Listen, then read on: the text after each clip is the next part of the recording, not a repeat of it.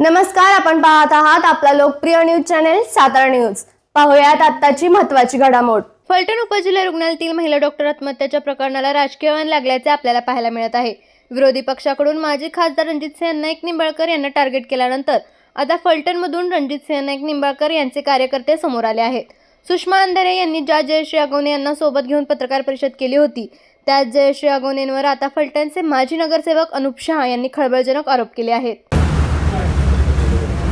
गेले 8 दिवस 10 दिवस झालं फलटणमध्ये घडलेल्या एका दुर्दैवी घटनेमध्ये अत्यंत हीन पद्धतीचं गलिच्छ पद्धतीचं राजकारण फलटणचं LLM असलेलं डोकं सन्माननीय रामराजे करतायत। माझं रामराजेंना विनंती आहे, आपण आयुष्यभर हयातीमध्ये पूर्ण हयातभर केवळ ह्याला राजकारणात गुंतव, त्याला कायद्याने गुंतव। ठीक आहे, आपल्या वडिलांनी आपल्याला LLM केलं, ते लोकांवर झालेला अन्याय दूर करण्यासाठी तुम्हाला शिक्षण दिलं, ना की लोकांवर चुकीच्या पद्धतीने खोटे गुन्हे दाखल करण्यासाठी आपल्याला शिक्षित केलं। आदरणीय प्रतापसिंह महाराज हे सातत्याने शेवटपर्यंत सर्वांच्यासाठी झटणारे व्यक्तिमत्व होते। आदरणीय मालोजीराजे हे जनतेचे राजे होते। त्यांनी त्यांच्या विरोधात लढणाऱ्या हरिभाऊ निंबाळकरांच्या गाडीतील ज्यावेळेस इंधन संपलं त्यावेळेस स्वतःच्या गाडीतील इंधन त्यांना दिलं। ही संस्कृती असलेले मालोजीराजे होते। त्यांच्या विचाराला काळीमा फासण्याचं काम तुम्ही वंशज म्हणून करत आहात, हे शोभनीय नाही। जनतेची नाही, जनाची नाही, मनाची नाही, किमान मालोजीराजेंच्या विचाराची तरी चाड ठेवा, हे तुम्हाला या निमित्ताने सांगू इच्छितो। वास्तविक पाहता यामध्ये आमचा कुठं कसलाही संबंध नाही। ज्या जयश्री अगवणेंच्या माध्यमातून आमच्यावर वार केले जात आहेत, त्या जयश्री अगवणेंचं सचित्र चित्रण आपल्यासमोर मी दिलेलं आहे। त्या स्वतः जयश्री दिगंबर अगवणे नाहीतच, त्या जयश्री संतोष अगवणे आहेत आणि हे सिद्ध करणारे पुरावेही मी दिलेले आहेत। त्यांच्या सख्या नंदबाई माझ्यासमोर त्या ठिकाणी आहेत। त्यांनी सांगितलेली जर सगळी एकंदर परिस्थिती बघितली तर त्यांच्या म्हणण्यानुसार जयश्री अगवणेंनी आपला प्रियकर दिगंबर अगवणेला हाताशी धरून त्यांचे सासरे जनार्दन अगवणे यांचा खून केला। जनार्दन अगवणेच ना, जनार्दन अगवण्यांचा खून केला गिरवीमध्ये। त्यानंतर ह्याच अगवणे कुटुंबामध्ये अनेक संशयास्पद मृत्यू झालेले आहेत, नातेवाईकांचे मृत्यू झालेले आहेत। रोज एक एक कहाणी आणत जाणार आहे। काळजी करू नका जयश्रीताई, तुम्ही जे काय आहात ते सुषमाताईंपुढे तुमचं चरित्र मांडणार आहे। आणि या निमित्ताने सुषमाताईंना आणि महबूबबाईंना माझं आव्हान आहे, आपण फलटणला या। फलटणमध्ये हा बंटी आणि बबलीने, बंटी आणि बबली म्हणजे दिगंबर अगवणे आणि जयश्री अगवणेने ज्या ज्या लोकांना फसवलं, त्यांच्या FD बुडवल्या, त्यांचे पैसे बुडवले, ज्यांच्या जागा फसवून नावावर करून घेतल्या, ह्या सर्वांना समोर आणतो।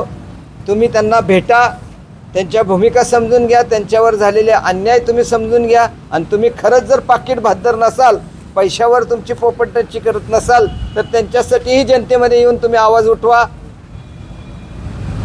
आणि अंधारेताई, आपण काल एक फोटो दाखवलात, मी तुम्हाला काही फोटो दाखवतो। हे दिगंबर अगवणे रामराजेंबरोबर आहेत,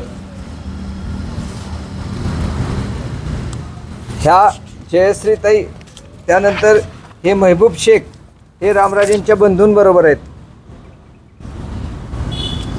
त्यानंतर ह्या जयश्रीताई आमचे विरोधक धैर्यशील मोहिते पाटलांबरोबर आहेत।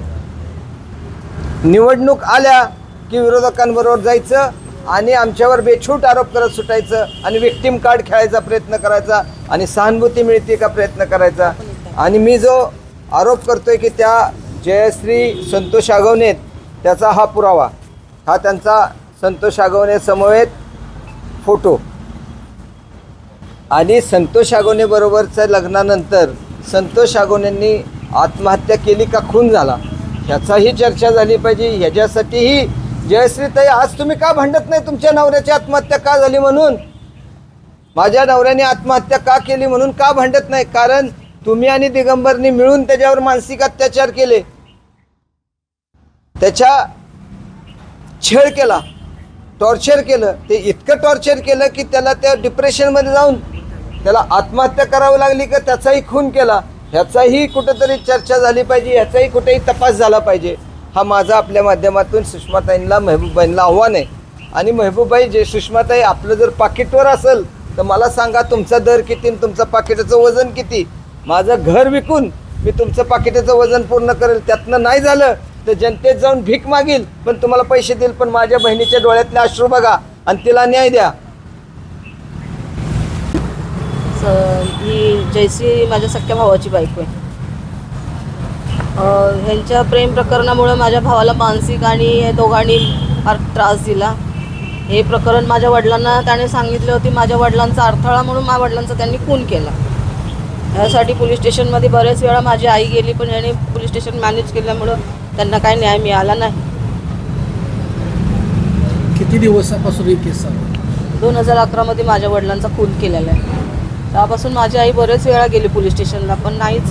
त्यांना तिला शेवटपर्यंत नाहीच हे झालं. तुम्ही या अगोदर कधी आवाज उठवला का याबाबत? उठवला, पण आमचं कुणी ऐकलंच नाही. कारण त्याचं त्यावेळी म्हणजे त्याने तसं ते हे सगळं मॅनेजच करत होता. त्याला तो सवयच आहे. मग ह्या भाऊंची मी कॉन्टॅक्ट करून त्यांच्या आधारे आता मला न्याय मिळून माझ्या वडिलांना न्याय मिळवून देणार आहे. तुमची मागणी काय राहिली? मागणी माझ्या वडिलांना न्याय मिळाला पाहिजे. माझ्या वडिलांचा खुनाचा हे म्हणजे खून त्यांचा उलगडीस करून त्यांना कारवाई झाली पाहिजे. काल ज्या सुषमाताईंच्या पाशी जयश्रीताई गेल्या आणि त्यांनी जे हे मांडलं ते कितपत खरं आहे आणि कितपत हे सगळं खोटं आहे. काय त्यांचं नाव आहे त्या मॅडमचं? सुषमाताई. त्यांनी तिचा बॅकग्राऊंड आणि ते सगळी हिस्ट्री त्यांनी माहिती करून घ्यावी आणि मग ते काय लढायचं ते लढा. उगाच फालतू म्हणजे काय माहिती नसताना थोडंसं पुढं असून तेवढ्यावरतीच त्या आधारेच नाही त्यांनी लढावं. बाकी पण त्यांचं बॅकग्राऊंड बघून हे करावं. दिगंबर आगावणे आपले कोण लागतात? चुलत भाऊ. आणि संतोष आगावणे सक्का भाऊ माझा. जयश्रीताई त्या वहिनीला. त्यांचं लग्नाचा डिवोर्स वगैरे झाला काही नाही झाला. ज्यावेळी संतोष आगवणे यांच्या आत्महत्येचा तुम्ही गुन्हा दाखल करण्यासाठी गेला होता किंवा तुमच्या वडिलांचा खून झाला असं तुम्ही म्हणताय, पण ज्यावेळेस तुम्ही गुन्हा दाखल करण्यासाठी पोलीस स्टेशनला गेला होता त्यावेळेस नाही काहीच काय उत्तर काय म्हणजे त्यांच्याकडनं तसं हेच नव्हतं, रिएक्शन नव्हतं. काय नक्की दबाव त्यावेळेस कोणाचा होता असं तुम्हाला काय माहिती द्यायची गोष्टी काय? त्याचाच होता. तोच होता मेन ह्यातला. हा, तोच होता मेन ह्यातला. तू म्हणजे कोण? दिगंबर आगवणे. संबंधित अधिकाऱ्याचं एखादं नाव सांगता येईल? पोलीस अधिकारी? नाही, मी नाही सांगू शकत. नाही सांगू. साहेब, आता ह्या गोष्टीला घडून साधारणतः 15 वर्ष झाली आहेत. 15 वर्षानंतरच्या गोष्टीमध्ये ज्यावेळेस दिगंबर आगवणे हे रणजित निंबाळकरांबरोबर होते त्या कालांतरामध्ये मग दबावाचं कनेक्शन असं कुठं जुळतंय का? आम्हाला काय एवढंच माहिती आहे. दिगंबर आगवणे एवढंच माहिती होतं मला. बस बाकी मला कोणाची नावं नाही माहिती. दिगंबर आगवणे आमच्याबरोबर होते त्या काळातलं नाही. त्यानंतर त्यांनी अनेक ठिकाणी गेलेले आहेत. या ठिकाणी मी दाखवलेत फोटो. जयश्री ते रासपमध्ये गेले, निवडणूक लढवली. ते त्यानंतर राजू शेट्टीच्या शेतकरी संघटनेमध्ये गेले. ते शिवसेनेमध्ये गेले. ह्या काळामध्ये वेगवेगळ्या माध्यमातून अनधिकृतरित्या तत्कालीन राजगट असलेल्या राष्ट्रवादीमध्ये गेले. आणि रामराजे, जर ते पक्षीय म्हणताल तर इथं रामराजे बरोबर त्यांचा जाहीर फोटोज दाखवतो ना मी तुम्हाला. कुणाच्या माध्यमातून दबाव आणला तर रामराजेंच्याच माध्यमातून दबाव आणला. ह्या ठिकाणी त्याचा फोटो आहे माझ्याकडे, हे बघा. रामराजेंच्याच माध्यमातून त्यावेळेस त्यांनी दबाव आणून आणि डील झालं. तुम्ही मला ह्यातनं वाचवा, मी तुमच्या विरोधकाला संपवतो. हे डील केलं गेलं. मला खुनाच्या आरोपातनं मोकळं करा, मी ह्यांना खुनाच्या आरोपात गुतावतो. आणि ते गिव्ह अँड टेक रिलेशनशिपमधला हा प्रकार आहे. आपल्या तालुक्यातील जिल्ह्यातील बातम्या सर्वप्रथम पाहण्यासाठी आजच सातारा न्यूजला यूट्यूब चॅनलवर सबस्क्राईब करा, लाईक करा, शेअर करा आणि बेल आयकॉन प्रेस करायला विसरू नका.